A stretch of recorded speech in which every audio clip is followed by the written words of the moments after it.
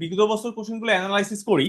আহ, এ যদিও আমার information communication in technology in financial institution, তো এই সাবজেক্টে ধরেন এমন কোনো কোশ্চেন হয় না যেগুলো একেবারে কোর আইটি রিলেটেড।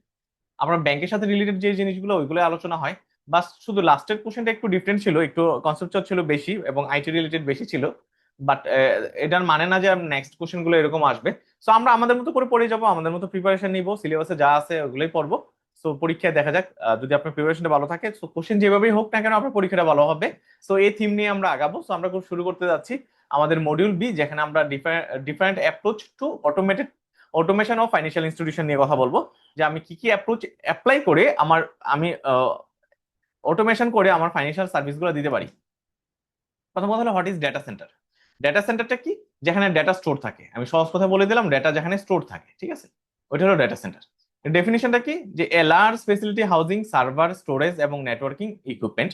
এটা পারপাসটা কি? Store manage digital asset like website, app এবং ডেটা যেখানে থাকে আর কি। তো এখানে আমার শুধু যে আমি কি করে করতেছি, স্টোর করতেছি, ম্যানেজ করতেছি ডিজিটাল অ্যাসেট গুলা। সো আমার একটা ব্যাংকের জন্য ডিজিটাল অ্যাসেট কোনগুলা? আমার ওয়েবসাইট, আমার অ্যাপ এবং আমার ডেটা গুলা। সো ডেটাটাই মেইন পার্ট। আমার ওয়েবসাইটে তো অত ইনফরমেশন থাকে না। আমার ওয়েবসাইটে তো ওরকম আমার মানে কি বলে, আমার খুব রিসোর্সফুল কোনো কিছু, মানে ওই লেভেলে কনফিডেন্সিয়াল ডেটা থাকে না। সো অ্যাপে আমার অনেক কিছু থাকে এবং আমার ডেটাতে থাকে। অ্যাপ এবং ডেটাটা আমার মোস্ট ইম্পর্টেন্ট। আমার ডেটা কি? ব্যাংকের আমার যত ট্রানজাকশন আছে, যতগুলো অ্যাকাউন্ট আছে, যত ট্রানজাকশন আছে, সবগুলো আমার এখানে থাকে। সো আমার এগুলাকে আমি যখন কি করব, স্টোর করব এবং ম্যানেজ করব, ওইগুলো হলো আমার কোথায় ম্যানেজ করব, কিসের মাধ্যমে ম্যানেজ করব? ডেটা সেন্টারের মাধ্যমে ম্যানেজ করব। Tyre four data centre requirement গুলো কি কি? এটা একটা স্ট্যান্ডার্ড। আপনি যদি ডিক্লেয়ার করেন যে আমার ডেটা সেন্টার টায়ার ফোর স্ট্যান্ডার্ডের, সো এর জন্য আমার কি থাকা লাগবে? আমার রিডান্ডেন্সি থাকা লাগবে, আমার ডাবল কপি ব্যাকআপ থাকা লাগবে, আমার কুলিং সিস্টেম থাকা লাগবে, সিকিউরিটি থাকা লাগবে, পাওয়ার কন্টিনিউয়াস সাপ্লাই থাকা লাগবে, নেটওয়ার্ক থাকা লাগবে স্ট্রং, ঠিক আছে, হাই স্পিড, এবং মনিটরিং সিস্টেমটা স্ট্রং থাকা লাগবে। টায়ার থ্রি ডেটা সেন্টারের জন্য আমার কি কি থাকা লাগবে? আমার ফেসিলিটি ইনফ্রাস্ট্রাকচার থাকা লাগবে, রিডান্ডেন্ট পাওয়ার, আমার ডাবল পাওয়ার সিস্টেম থাকা লাগবে, কুলিং সিস্টেম থাকা লাগবে, সিকিউরিটি মেজার থাকা লাগবে, বায়োমেট্রিক অ্যাসেস, ওইখানে যে কেউ অ্যাসেস করতে পারবে না, সিসিটিভি থাকা লাগবে, ডাটা স্টোরেজ এবং ব্যাকআপ থাকা লাগবে, আমার রিডান্ডেন্ট কানেক্টিভিটি থাকা লাগবে, আমার কমপ্লায়েন্স থাকা লাগবে, ডিজাস্টার রিকভারি প্ল্যান থাকা লাগবে। আমার ডিজাস্টার রিকভারি এবং কি ট্রেড অফ ইস্যুগুলো কি কি? ডিজাস্টার রিকভারি, আমার প্রথম কথা হলো ডিজাস্টারটা কি? ডিজাস্টার হলো আমার যদি কোনো ন্যাচারাল ক্যালামিটি দেখা দেয়, ন্যাচারাল ক্যালামিটি যখন দেখা দিবে, তখন আমার ওইটাকে আমি ডিজাস্টার বলবো। সো ডিজাস্টার যখন হয়, ন্যাচারাল ক্যালামিটি যখন দেখা দেয়, সো দেখা দেখ, কিন্তু আমার তো ব্যাকআপ থাকা লাগবে, রাইট? আমি ব্যাংকিং সার্ভিস দিচ্ছি মানুষকে, আমার ব্যাংকিং সার্ভিস দেওয়ার ক্ষেত্রে আমার মানুষের ডেটাগুলো যদি নাই হয়ে যায়, তাহলে আমি বিপদে পড়বো। তো আমার কি করতে হবে? ডিজাস্টার হোক যাই হোক না কেন, আমার ডেটা রিকভার করা লাগবে। সো ওইটাকে আমি ডিজাস্টার রিকভারি বলতেছি। সো আমি দেখি বইয়ের ভাষায় কি বলছে, what is disaster recovery. Disaster recovery refer to the strategy, এটা একটা স্ট্র্যাটেজি এবং প্রসেস, যে প্রসেসে আমি কি করব? For restoring critical business function এবং ডেটা আফটার ডিজাস্টার। ফাংশনের কথা কিন্তু বলতেছি যে আমার আমার ধর নোয়াখালীতে বন্যা হয়েছে, সো আমি ওইখানে ব্রাঞ্চ চালাইতে পারতেছি না। আমি নোয়াখালীর পাশের থানায় হয়তো আমি কি করব, যে যে থানাতে আমার বন্যা হয়েছে, পাশের থানাতে আমি ব্রাঞ্চটা ওপেন করবো আবার নতুন করে, ওইখানে আমার সার্ভিসটা দিয়ে থাকবো। অথবা বন্যা পানি নেমে যাওয়ার সাথে সাথে আমি ব্রাঞ্চে অ্যাক্টিভিটি শুরু করবো, ব্যাংকিং অ্যাক্টিভিটি শুরু করবো। সো এটা আমাকে কি এনশিওর করতেছে? বিজনেস কন্টিনিউটি এনশিওর করতেছে, মিনিমাইজ ডাউন টাইম এনশিওর করতেছে। এটা আবার ট্রেড অফ, এটা এমনি এমনি হয় না। আমার আমার ট্রেড অফ আছে, এখানে খরচ আছে, সহজ কথা হলো কস্ট আছে, ঠিক আছে, কস্ট আছে আমার। কস্ট এবং ক্যাপাসিটি একটা আমার ট্রেড অফ। আমি কেমন ক্যাপাসিটিতে রান করব, কেমন ক্যাপাসিটি ডেটা ব্যাকআপ রাখবো, ওটার সাথে কস্টের একটা রিলেশন আছে। রিকভারির টাইম অবজেক্টিভ এবং কস্টের একটা রিলেশন আছে। আমার ডেটা লস এবং ব্যাকআপ ফ্রিকোয়েন্সির একটা রিলেশন আছে।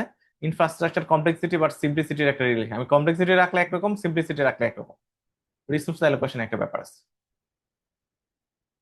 Necessity of disaster recovery site in banking, online banking.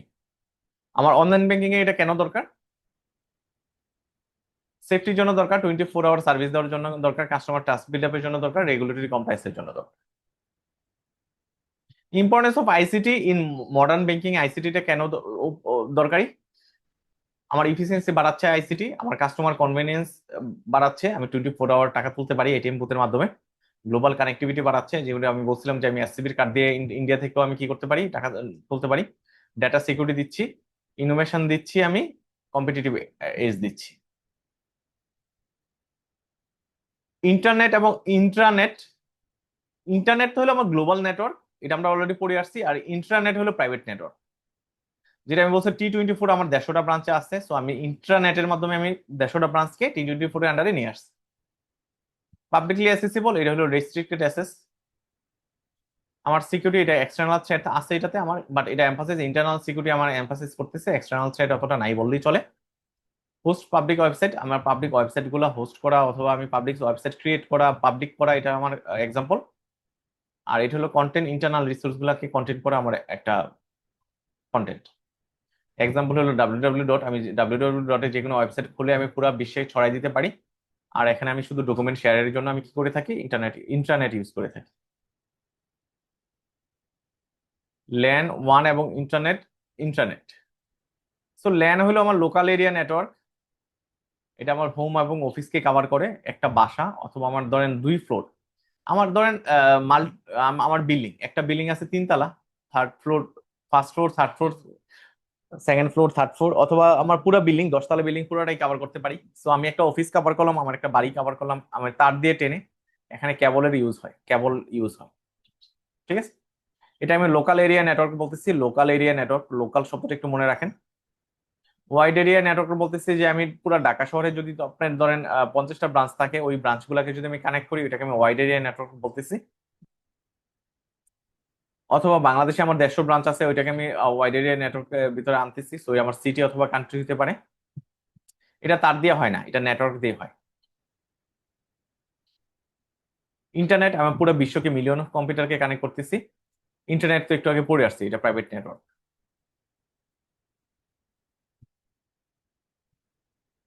LAN এবং ওয়ানের ভিতর ডিফারেন্সটা আমরা অলরেডি বুঝে গেছি। ওই দিনটা অফিস হইলে আমার ল্যান, আর কান্ট্রি এবং সিটির ভিতর হইলে আমার ওয়ান।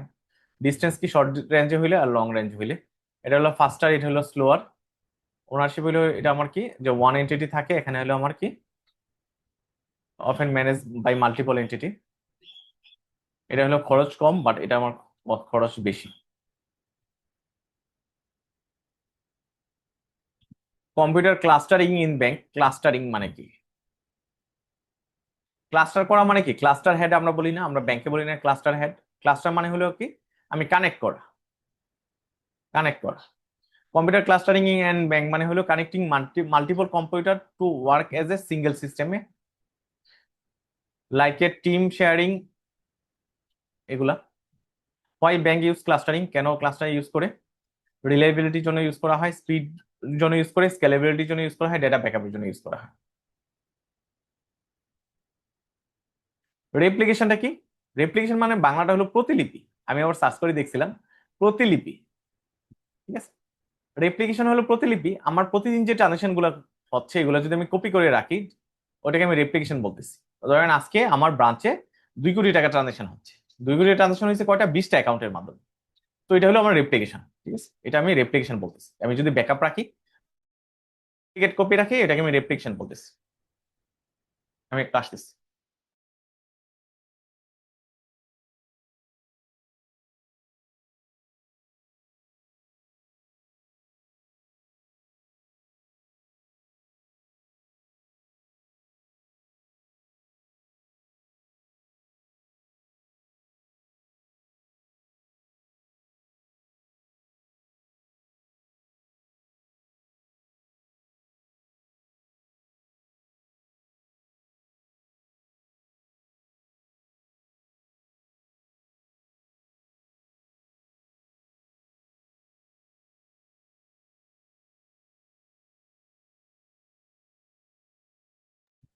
তো আমরা যে পয়েন্টে ছিলাম, রেপ্লিকেশনের পয়েন্টে ছিলাম। সো রেপ্লিকেশনের একটা সহজ এক্সাম্পল দিছি, যে গুগল ফটোস। ঠিক আছে, তো গুগল ফটোজে কি হচ্ছে, আপনি ধরেন যখন আপনার ফোনে যদি সিনক্রোনাইজ করা থাকে যে গুগলের সাথে, গুগল ফটোজের সাথে, তো আপনি মোবাইলে পিকচার তুলতেছেন, এটা অটোমেটিক গুগলে চলে যাচ্ছে। Dark fibre cable in banking, আমি একটা শব্দ ইউজ করতেছি, ডার্ক ফাইবার কেবল মানে হলো এক্সট্রা কেবল, এক্সট্রা এক্সট্রা কেবল। ঠিক আছে, আপনি যদি এক্সট্রা কোনো লাইন ক্রিয়েট করে রাখেন যে পরবর্তীতে ইউজ করবেন যখন আপনার ব্যবসা বাড়বে ক্লায়েন্ট বাড়বে, ওটাকে আমি ডার্ক কেবল ফাইবার বলতেছি। So optical fibre cable install but not yet active, active করি নাই, ইউজ করি নাই, আনইউজড অবস্থায় রাখছি। কেন করছি? এক্সট্রা লাইনের জন্য। হাইওয়ে, এটা like extra line lane highway ready for future use.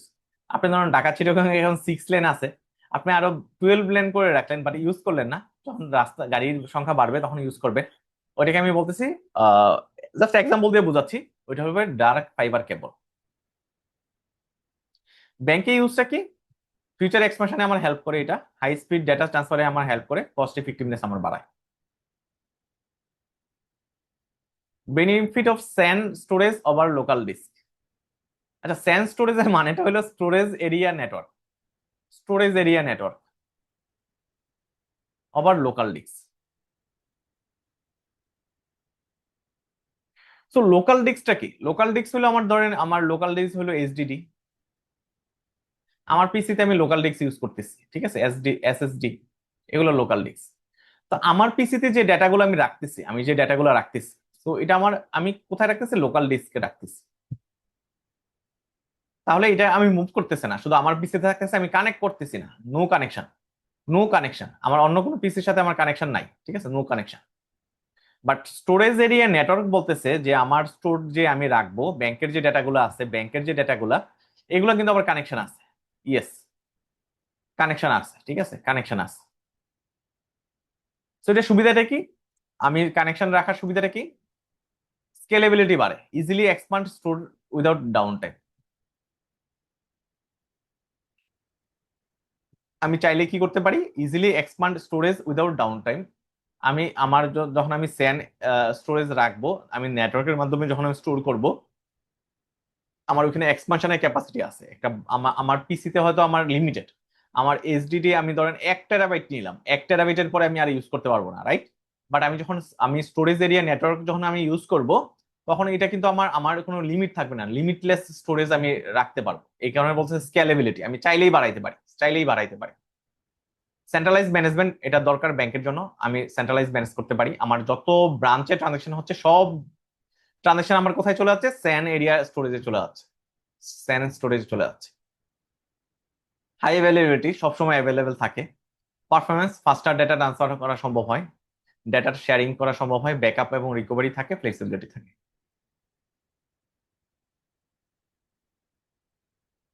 San switch এবং ভার্চুয়ালাইজেশন। স্যান সুইচটা হলো, আমরা স্যানের কথা কি বলছিলাম? যে storage area network, right? Storage area network.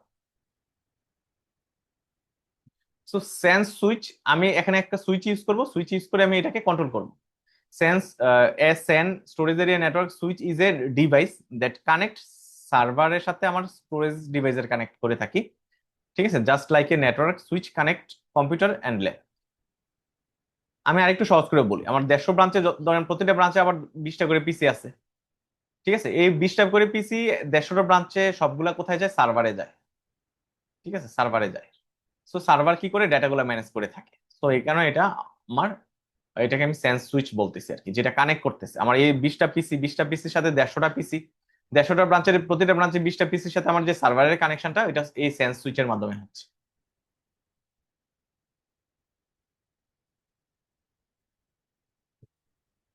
আর ভার্চুয়ালাইজেশন বলতেছে, আমরা বললাম ভার্চুয়াল ওয়াল। ভার্চুয়াল ওয়াল কোনটা? ভার্চুয়াল ওয়াল কোনটা? ভার্চুয়াল ওয়াল বলতেছে আমি ফেসবুক সোশ্যাল মিডিয়াটা শুধু বুঝি ভার্চুয়াল ওয়াল, কিন্তু সোশ্যাল মিডিয়া যে শুধু ভার্চুয়াল ওয়াল তা না, আমি কিন্তু আমার ডেটাগুলোকে ভার্চুয়ালাইজেশন করতে পারি। তো ভার্চুয়ালাইজেশন ইজ এ প্রসেস, এটা একটা process creating virtual version of physical resource like server, storage, network, এগুলো আমি যদি ভার্চুয়ালি রাখি, এটা একটা নতুন ইনোভেশন, এটা নিউ টেকনোলজিতে নিউ। সো আমি ভার্চুয়ালি যদি এগুলো ম্যানেজ করি, ওইটা হবে virtualisation.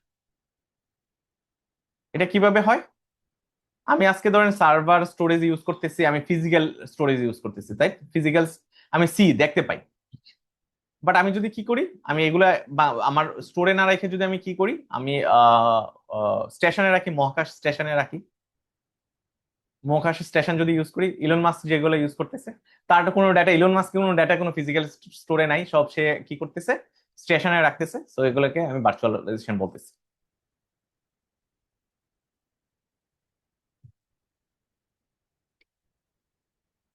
Database backup in banking, database ব্যাকআপটা ব্যাংকিং এ কেন দরকার, হোয়াই ইম্পর্টেন্ট, কেন দরকার? কাস্টমার ইনফরমেশন আছে, আমার এর ব্যাকআপ যদি না থাকে তাহলে কাস্টমার ইনফরমেশন থাকবে না। তো কে কত টাকা এসে চাবে আমি হিসাব রাখতে পারবো না, সব টাকা মানুষকে দিয়ে দেওয়া লাগবে। ব্যালেন্স এবং ট্রানজেকশনের জন্য দরকার, সেফটি নেটের জন্য দরকার। টাইপ অফ ব্যাকআপ আমার ফুল ব্যাকআপ হয় আছে, ইনক্রিমেন্টাল ব্যাকআপ আছে, ডিফারেন্সিয়েটেড ব্যাকআপ আছে। তো আমরা একটা একটা ক্লিয়ার হবো। ফুল ব্যাকআপ হলো কি, আমি copies the entire database complete snapshot, আমি পুরো ডাটাটা যদি কপি করে রাখি, ধরেন আজকে আমার জানুয়ারি সরি, হ্যাঁ জানুয়ারির 31 তারিখ পর্যন্ত যত ট্রানজাকশন হয়েছে আমি কপি করে রেখে দিলাম, ঠিক আছে, কপি করে রেখে দিলাম, ওইটা হলো আমার ফুল ব্যাকআপ। ইনক্রিমেন্টাল ব্যাকআপ বলতেছে অনলি চেঞ্জ আমার, আমি ফেব্রুয়ারিতে এসে আমার জানুয়ারি 31 তারিখ পর্যন্ত যা হয়েছিল শুধু চেঞ্জ গুলো রাখলাম, অনলি চেঞ্জ, ঠিক আছে, শুধু অনলি চেঞ্জের ডেটা গুলো যদি আমি ব্যাকআপ রাখি ওইটা হলো আমার ইনক্রিমেন্টাল ব্যাকআপ। ডিফারেন্সিয়েটেড ব্যাকআপ বলতেছে all change since the last full backup,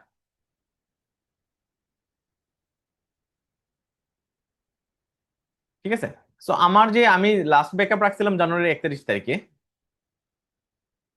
ঠিক আছে, so all change since the last full backup, আমি আমি জানুয়ারি 31 থেকে লাস্ট ব্যাকআপ রাখছিলাম, বাট আমার জানুয়ারি 31 থেকে যে ব্যাকআপ রাখছিলাম, আমার যে ব্যালেন্স গুলা ছিল ওই ব্যালেন্সের সাথে চেঞ্জ সহ, নিউ ব্যালেন্সের সাথে চেঞ্জ সহ আমি নতুন ডেটাগুলো আবার রাখবো, new data, all data, all data আবার রাখবো, অল ডেটা যদি আবার ব্যাকআপে রাখি তাহলে এটা হবে আমার ডিফারেন্সিয়েটেড ব্যাকআপ। আমার জানুয়ারি 31 পর্যন্ত একটা আমি ব্যাকআপ রাখছি, ওইখানে আমার প্রত্যেকটা অ্যাকাউন্টে, ধরেন আমার এখানে 100টা অ্যাকাউন্ট আছে, 100টা অ্যাকাউন্টের ব্যালেন্স ছিল, ব্যালেন্স পাইছিলাম। তো এই ব্যালেন্স থেকে শুরু করে নতুন করে আমি ব্যালেন্স যোগ বিয়োগ করে শুধু চেঞ্জ না, অনলি চেঞ্জ না, শুধু যে চেঞ্জ হয়েছে ওই ব্যাকআপটা না, আমি ফুল ব্যাকআপ আবার নতুন করে সবগুলা ব্যাকআপ আমি রাখতেছি, ওইটাকে আমি বলতেছি ডিফারেন্সিয়েটেড ব্যাকআপ। এটা বেস্ট প্র্যাকটিস ফর ব্যাংক কি, আমার ফুল ব্যাকআপ, রেগুলার আমি ফুল ব্যাকআপ রাখি, ফ্রিকুয়েন্টলি আমি ইনক্রিমেন্টাল ব্যাকআপ রাখি।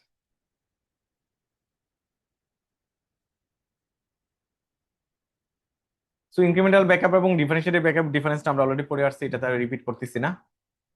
ফাংশন অফ ব্যাংকিং সফটওয়্যারের ফাংশনটা কি, কোর ব্যাংকিং সফটওয়্যারের ফাংশন কি, আর সুইচিং সফটওয়্যারের ফাংশনটা কি? কোর ব্যাংকিং সফটওয়্যার কি করে থাকে, অ্যাকাউন্ট ম্যানেজ করে থাকে, যতজন 100 জন অ্যাকাউন্ট করলে 100 জন অ্যাকাউন্ট গুলো মেনটেন করে থাকে, ট্রানজাকশন প্রসেস করে থাকে, আমি ধরেন BF10 করছি, BF10 ইনস্ট্রাকশন আসার পরে এটা ট্রান্সফারের ব্যবস্থা করে থাকি, লোন ম্যানেজমেন্ট করে থাকি। সুইচিং সফটওয়্যার কি করে থাকে, routing, direct transaction to connect নেটওয়ার্কের সাথে কানেক্ট করতে হেল্প করে থাকে, অথরাইজেশন, সিকিউরিটি। সুইচিং সফটওয়্যারটা হলো ধরেন ট্রানজাকশন রিলেটেড একটা শব্দ লিখলাম, ট্রানজাকশন রিলেটেড।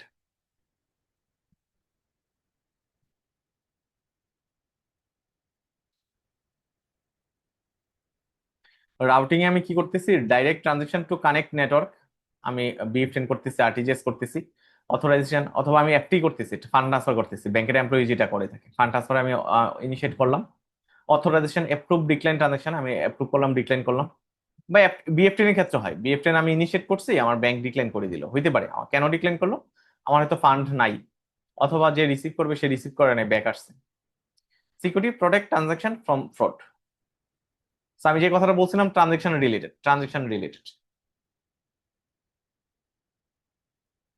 ক্রেডিট কার্ড সফটওয়্যারে আমি কি ম্যানেজ করে থাকি, আমি যে খরচ করতেছি, আমি সুপার শপে গিয়ে পজ করতেছি, ওইটা মেনটেন করে থাকে, বিলিং গুলো মেনটেন করে থাকে, আমার 15 তারিখে বিল আসার কথা, বিল সে পাঠায়, ফ্রড ডিটেকশন করে থাকে, কোনো ফ্রড হয়েছে কিনা। পেমেন্ট গেটওয়ে সফটওয়্যার কি করে থাকে, পেমেন্ট অ্যাকসেপ্টেন্স করে থাকে, অনলাইন পেমেন্ট গুলা, কারেন্সি কনভার্সন করে থাকে এবং ভেরিফিকেশন করে থাকে। এখন আপনি বলতে পারেন যে আমার credit card software, payment gateway software, এগুলো তো মাদার সফটওয়্যারের সাথে related, core banking software hit করে গিয়ে, হ্যাঁ হিট করে, কোর ব্যাংকিং সফটওয়্যারকে হিট করে, বাট এগুলো আমি আলাদাভাবে সফটওয়্যারে মেনটেন করে থাকি। E governance for good governance, আমার ই গভর্নেন্স হলে হয় কি, ধরেন আমার গুড গভর্নেন্স এনশিওর হয়, কারণ আমি যখন টেকনোলজি ইউজ করব তখন আমি আমি দুইটা জিনিস পাবো, আমি ইফিসিয়েন্টলি সার্ভিসটা দিতে পারবো, আর এখানে আমার কি থাকবে না, এরর থাকবে না, এবং আমার এখানে করাপশন থাকবে না। তো আমার কথাগুলোই বলছে, বেনিফিট অফ গুড গভর্নেন্সের কি, ইফিসিয়েন্সি এনশিওর করে, ট্রান্সপারেন্সি এনশিওর করে, অ্যাক্সেসিবিলিটি দেয়, সিকিউরিটি দিয়ে। আমরা সহজ একটা পড়া বলবো two factor authentication. Two factor অথেন্টিকেশনের মূল কথা হলো আমি আমি কি করতেছি, দুইভাবে ভেরিফাই করতেছি। আপনি ধরো ইন্টারনেট ব্যাংকিং এ ঢুকলেন, ইন্টারনেট ব্যাংকিং ঢুকার পরে ইউজার আইডি এবং পাসওয়ার্ড দিলেন, পাসওয়ার্ড দেওয়ার পরে আবার আপনার এখানে ওটিপি আসতেছে। সো ওটিপি আসতেছে, এক নাম্বারটা হলো আপনি যে পাসওয়ার্ড দিচ্ছেন এটা হলো এক নাম্বার ভেরিফিকেশন, দুইভাবে সেকেন্ড ভেরিফিকেশন হলো ওটিপি আসতেছে, এদিকে টু ফ্যাক্টর, এটা হলো ফার্স্ট ফ্যাক্টর, এটা হলো সেকেন্ড ফ্যাক্টর।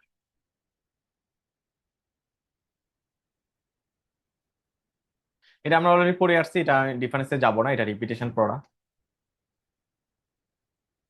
এজেন্ট ব্যাংকিং আমি কি কি সার্ভিস দিয়ে থাকি? আমি বেসিক সার্ভিস গুলো দিয়ে থাকি, ঠিক আছে, cash in, cash bill payment, account opening, loan payment, money ট্রান্সফারের সার্ভিস গুলো দিয়ে থাকি, সব সার্ভিস দিয়ে দেই না আমরা। ডেটাবেস ব্যাকআপ এবং ব্যাকআপ প্ল্যানের টাইপস গুলা কি কি? আমার টাইপস অফ ব্যাকআপ, আমার full backup, incremental backup, differentiated backup, আমরা একটু আগে পড়ে আসছি।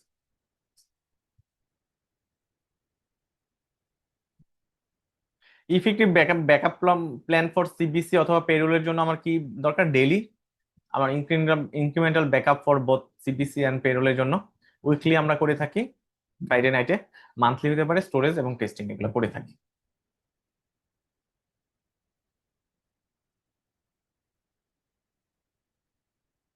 আমরা এই টার্মগুলো জানা লাগবে, ডিসি, এনডিসি, এগুলো কিন্তু বিগত সালে আসছিল। ডিআরএস ইন ফাইন্যান্সিয়াল ইনস্টিটিউশনে কি বোঝায়? ডেফিনিশন কি? ডিসি মানে ডেটা সেন্টার, যেখানে ডেটা স্টোর থাকে, primary site for IT system এবং ডেটা। এনডিসি কি? নিয়ার ডেটা সেন্টার হলো কি backup site near DC for quick recovery. DSR কি? Disaster recovery site, remote site for continuing during disaster. আপনি বলতে পারেন যে আমার নিয়ার ডেটা সেন্টার এবং ডিজাস্টার রিকভারি সাইটের আমার প্রায় সেম কথা, ঠিক আছে। তো আমার প্রায় সেম কথা, নিয়ার ডেটা সেন্টার।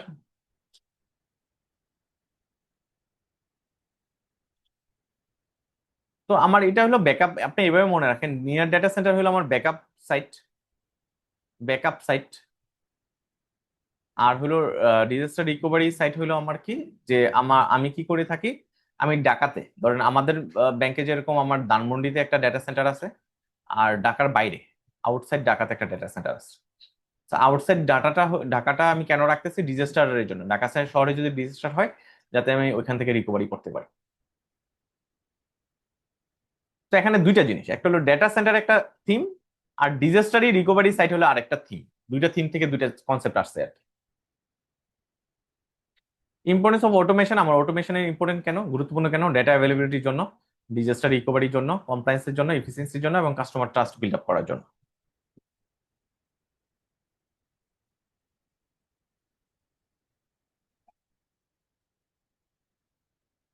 আচ্ছা, ট্রেড অফ ডেটা সেন্টার এবং ডিজাস্টার রিকভারি সাইটের ভিতরে আমার ট্রেড অফটা কি?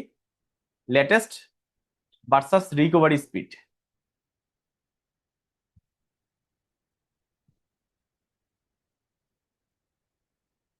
সো আমার আমার এই দুইটার ভিতরে আমরা এগুলো পড়ে আসছি অলরেডি, ঠিক আছে। সো আমার ডেটা সেন্টার হলো লেটেস্ট টেকনোলজি, বাট ডিআরএস হলো আমার কি, আমার সেফার বাট স্লোয়ার। আমার যেহেতু অনেক দূরে থাকে, ওইখান থেকে ডাটা রিড টাইপ করা আমার জন্য স্লোয়ার হয়।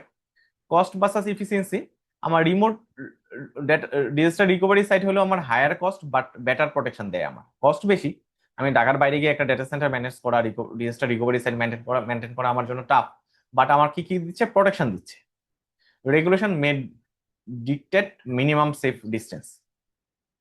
রেগুলেশন বলতেছে কি, তুমি মিনিমাম ডিস্টেন্স মেনটেন করবা দুইটার ভিতরে। স্ট্যান্ডার্ড সার্টিফিকেশন, এটা সার্টিফিকেশন দেয় আইএসও, আমার আর পিসিআই দুটো সার্টিফিকেশন। সো এটা আমার সার্টিফিকেশন দিয়ে থাকে আমার ইন্টারন্যাশনাল অথরিটি।